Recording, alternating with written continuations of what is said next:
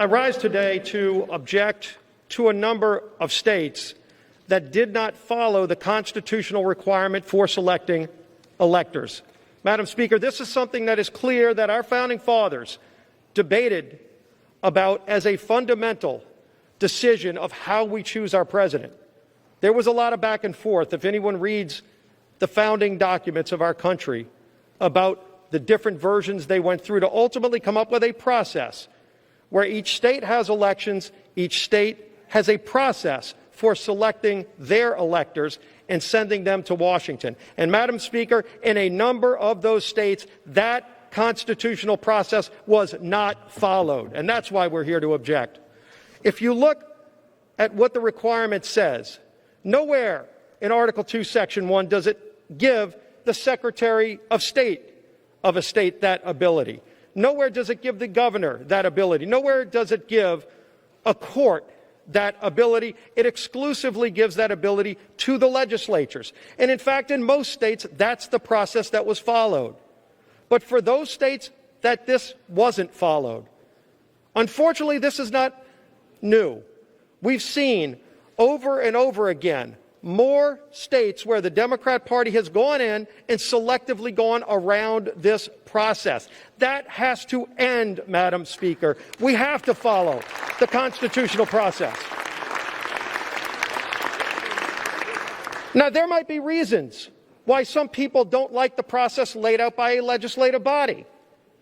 Madam Speaker, I served on one of those legislative bodies when I was in the state legislature for 12 years. I served on the House and Governmental Affairs Committee where we wrote the laws for our state's elections. And I can tell you, when we had to make changes, those were extensively negotiated. We would have people on both sides come. Republicans and Democrats, Madam Speaker, would get together to work through those changes, any minute change, to how a precinct would function, to how a change would be made in the time of an election, signature requirements, all the many things that involve a clerk carrying out the duties in each parish, in our case. You would see people come and give testimony.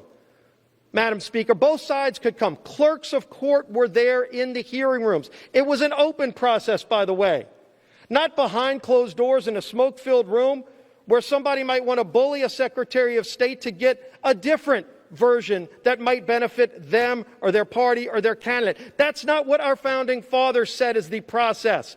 Maybe it's how some people wanted to carry it out, but they laid out that process. And so when we would have to make those changes, they were in public view. They were heavily debated. And then ultimately, those laws were changed in advance of the election so everybody knew what the rules were. People on both sides knew how to play the rules before the game started, not getting somewhere in the process and saying, well, you don't think it's going to benefit you, so you try to go around the Constitution. That's not how our system works. It's gotten out of hand. And so President Trump has called this out. And President Trump has stood up to it. So many of us have stood up to it. And in fact, over 100 of my colleagues, Madam Speaker, asked the Supreme Court to address this problem just a few weeks ago. And unfortunately, the court chose to punt. They didn't answer it one way or the other. They didn't want to get in the middle of this discussion. We don't have that luxury today. We have to discuss this. We have to fix this. In fact, on our first full day of this Congress, many of us brought legislation onto the House floor to start fixing the problems with our elections, to restore integrity to the election process, which has been lost by so many millions of Americans. And we had a vote. Every single Republican voted to reform the process. Every single Democrat voted against it. They don't want to fix this problem. But the Constitution is our guide. And it's time we start following the Constitution. It's time we get back to what our founding fathers said is the process for selecting electors. That's the legislatures. In public view, not behind closed doors, not smoke-filled rooms, not bullying somebody that might give you a better ruling. Let's get back to rule of law and follow the Constitution, Madam Speaker, and I yield back the balance of my time. Gentleman's time has expired. For what purpose? Does the gentlewoman